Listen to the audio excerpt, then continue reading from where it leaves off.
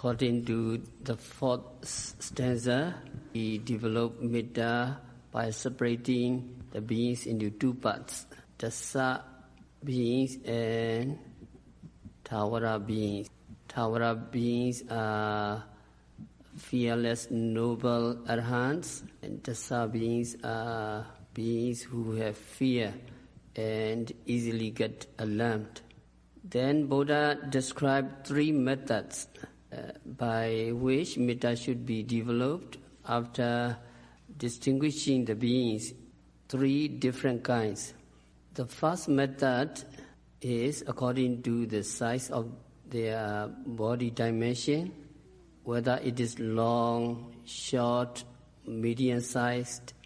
Out of the three kinds, those beings who have lengthy bodies, such as snakes, dragons, lizards, earthworms, etc., they are Diga beings, lengthy creatures who have lengthy bodies. And creatures who have short bodies are chickens, birds, frogs, etc. And medium-sized creatures are horses, cattle, buffalo, pigs, etc. However, it is pretty hard to give a definite decision on the matter of making a specific classification. Yekeji pana buddhati digawa rasawa mijimawa. Imebi sabasata pawantu sukhitata. Diga, rasa, and mich. So according to metta, follow my recitation. May those beings who have long bodies be happy in both body and mind. May those beings who have short bodies be happy in both body and mind. May those beings who have medium-sized body be happy in both body and mind. And then second method is explain the way how to develop metta by distinguishing the beings according to their bodily size, as to whether they are big or small or medium-sized. So of the three kinds, beings who have huge bodies are marine mammals, such as big fish, turtle, etc., and those animal beings living on land, such as elephant, dragons, etc., and they include giants or ogres, also devas, as well as brahmas, of immense bodily dimension from the world of devas. It mentioned that Surya Deva, Sun Deva, huge body, and small and tiny creatures are small invertebrate animals like insects, etc. Human beings, dogs, pigs, fowls, birds, etc. may be regarded as belonging to the category of medium-sized beings. And also, it would be difficult to give a definite decision as to what kinds of beings should be included in three respective categories as may be appropriate. So according to this, we have to eat metta, Mahanta, and Nuka beings. Follow my recitation. May all beings who have huge bodies be happy in both body and mind. May all beings who have small and tiny bodies be happy in both body and mind. May all medium-sized beings be happy in both body and mind. And next, the third method, Thula beings, Anuka beings, and Michima beings. So it indicates as how Metta should be developed, distinguishing to us the three different kinds of beings: round, big, and fat beings, tiny creatures being, medium-sized beings. So of these three kinds, the big, round, and fat beings are fish, tortoise, oysters, snakes, etc., whose body structures are short-winded, plump, and flabby. Anuka, tiny creatures are those which cannot be seen by the naked eyes, such as very small insects, germs. The middle-sized beings are those creatures which are ordinarily visible, may be said to be beings not too big or too fat. So these three kinds of beings are pretty difficult to be classified with certainty under which category they would fall. So according to the third method, we have 8 metta to recite. Please follow my recitation. May all beings whose body is round and fat be happy in both body and mind. May all beings whose body is very tiny and small be happy in both body and mind. May all beings who have medium-sized body be happy in both body and mind. Daittha wa yewa adaittha yewa dure wasanti awe dure Buddha wa sambhavesi wa sabba satta bhavantu sukhitata. It's the 5th stanza. It mentions 3 methods of developing metta by distinguishing into 2 parts. So the first pair is a manner in which metta is developed, distinguishing between beings that have been seen before and the beings that have never been seen before. It is quite clear and precise, and it is easily understandable. So some beings, those beings you have been met and you have seen before. That is one group. Another being you have never been met and you have never seen before. So all seen beings, unseen beings radiate. Follow my recitation. May those beings who have been met and seen before be happy in both body and mind. May those beings who have never been met and seen before be happy in both body and mind. And the next pair is Dure Vasanta and Sandike Vasanta. So it indicates the manner in which metta is developed, distinguishing between who live nearby and who live afar. In radiating the feeling of loving kindness relating to the place, whether it is near or remote, be distinguished according to your own wish. Who are living afar, some beings very, very far, some beings live in other planets, and some beings live in other universe. Scientists are still discovering, living very far in the remote area. But some beings, the family, the friends, live very near. So all beings, so follow my recitation. May all those beings who are living afar be happy in both body and mind. May all those beings who are living near be happy Be happy in both body and mind. in both body and mind. So the third pair is Buddha beings and Sambhavesi beings. So what is Buddha? So Buddha beings who are Arhants. So Buddha means Arhants. So that means the Arhants who will not be reborn in another existence, for they are having ceased to become. They have been born. They have ceased to become, so they are Arahant. Another beings are Sambhavesi. Sambhavesi means beings who are about to become.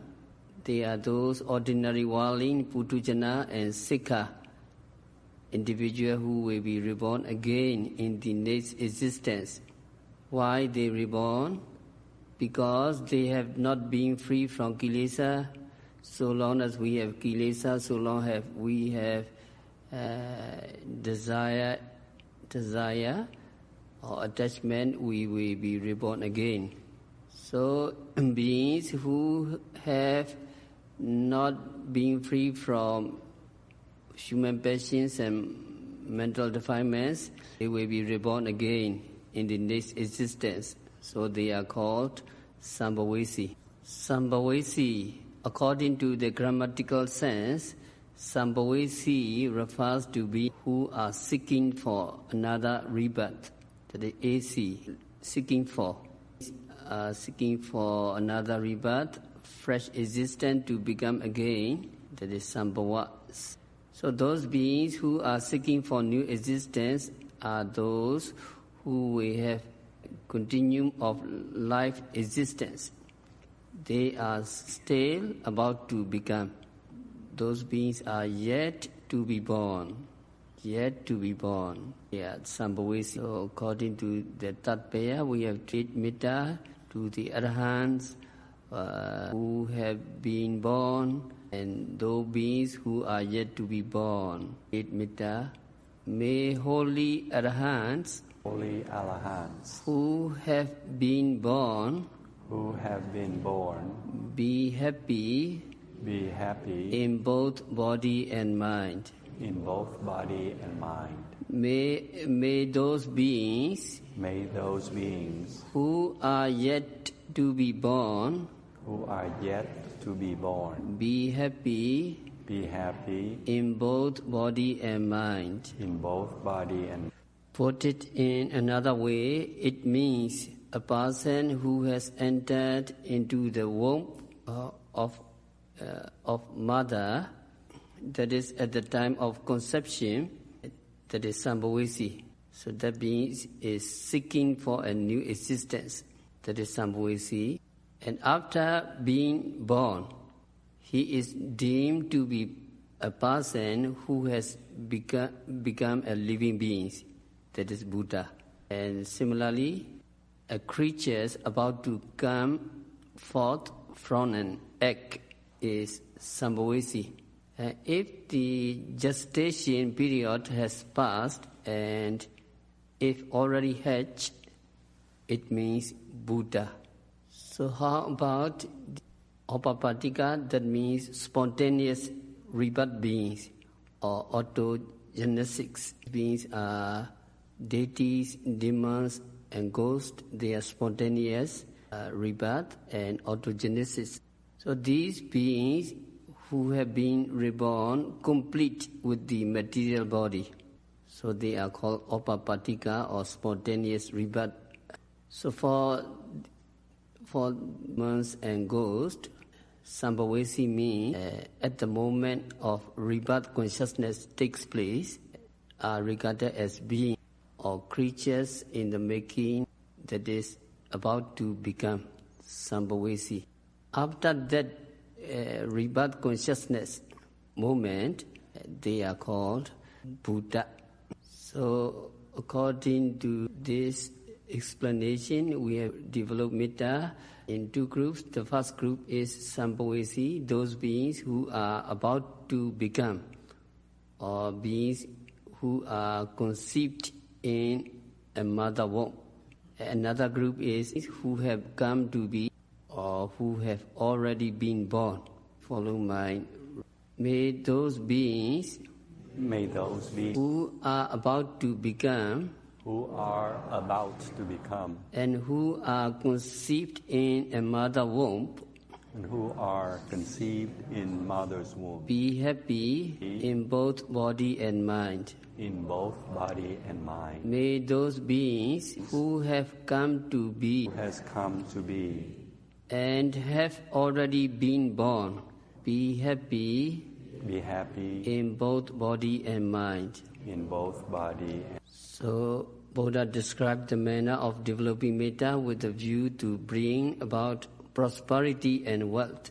Then Buddha instructed how to develop metta, hoping to get liberated from misery and suffering.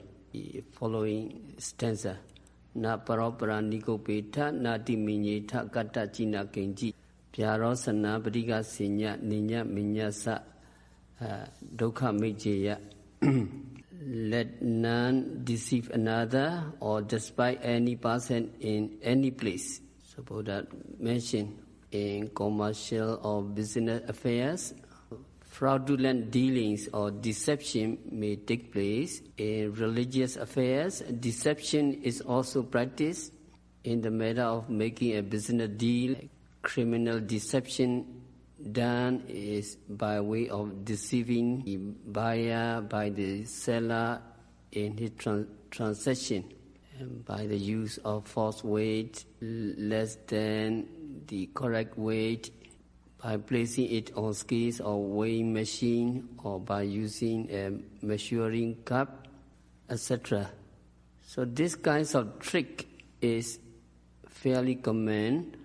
It is well known to the majority of the people, a lot of cheating. So another thing is found in the sale of articles made of gold or silver, which are imitation, that is not genuine, also very common.